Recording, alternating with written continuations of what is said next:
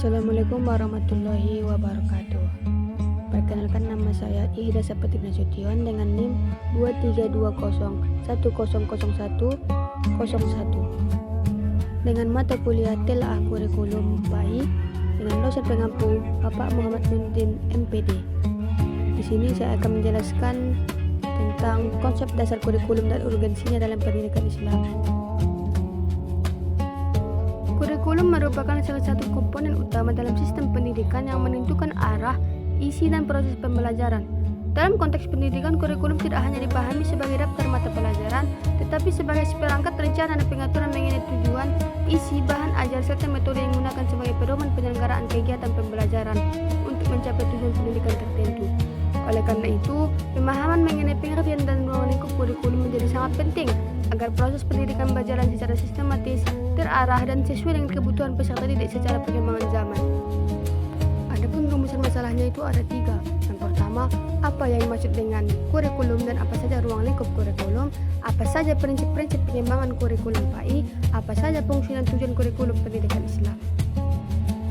Adapun tujuannya, 1. Untuk mengetahui pengertian kurikulum dan ruang lingkup kurikulum. Yang kedua, untuk mengetahui fungsi dan tujuan kurikulum pendidikan Islam. Yang ketiga, untuk mengetahui prinsip-prinsip pengembangan kurikulum pendidikan agama Islam. Pengertian kurikulum. Kurikulum secara etimologi, kurikulum yang berasal dari bahasa Yunani yaitu kurir yang artinya pelari dan kurir yang berarti tempat berpacu. Jadi, istilah kurikulum pada zaman Romawi kuno mengandung pengertian sebagai suatu jarak yang harus ditempuh oleh pelari dari garis start sampai garis finish. Baru pada tahun 1855 istilah kurikulum dipakai dalam bidang pendidikan yang mengandung arti sejumlah mata pelajaran pada perguruan tinggi. Adapun ruang lingkup kurikulum.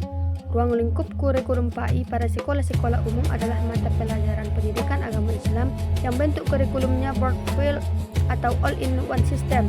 Profil kurikulum merupakan kurikulum yang menghilang batas-batas masing-masing mata pelajaran yang ada dalam suatu rumpun mata pelajaran. Organisasi kurikulum ini sering disebut all-in-one system atau Nazariyatul Wahdah, yaitu bentuk kurikulum yang terdiri berbagai cabang mata pelajaran disajikan dalam suatu mata pelajaran atau suatu bidang studi. Adapun fungsi kurikulum pendidikan Islam yang pertama, pembentukan akhlak mulia. Inti utama pendidikan Islam adalah membentuk karakter dan budi pekerti luhur, sejalan dengan misi kenabian untuk menyempurnakan akhlak. Yang kedua, keseimbangan hidup dunia dan akhirat. Pendidikan tidak hanya untuk kebahagiaan akhirat saja, tetapi juga mempersiapkan peserta didik untuk kehidupan dunia yang bermanfaat, sesuai Quran Surah Al-Baqarah ayat 201. Yang ketiga, pengembangan seluruh potensi manusia, bertujuan mengembangkan semua dimensi secara seimbang, baik itu intelektual, spiritual maupun sosial, agar menjadi pribadi yang utuh.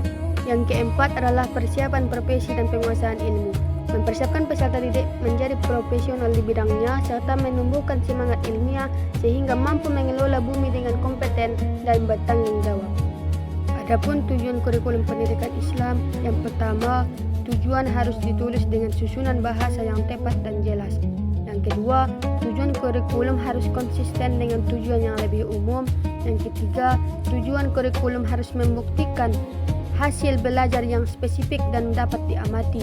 Yang keempat, tujuan harus fungsional, dengan kata lain dapat menunjukkan nilai guna. Adapun selanjutnya, prinsip-prinsip pengembangan kurikulum PAI. Yang pertama itu prinsip relevansi, yang kedua prinsip fleksibilitas, yang ketiga prinsip efektivitas, yang keempat prinsip kontinuitas. Prinsip-prinsip pengembangan kurikulum PAI. Prinsip relevansi.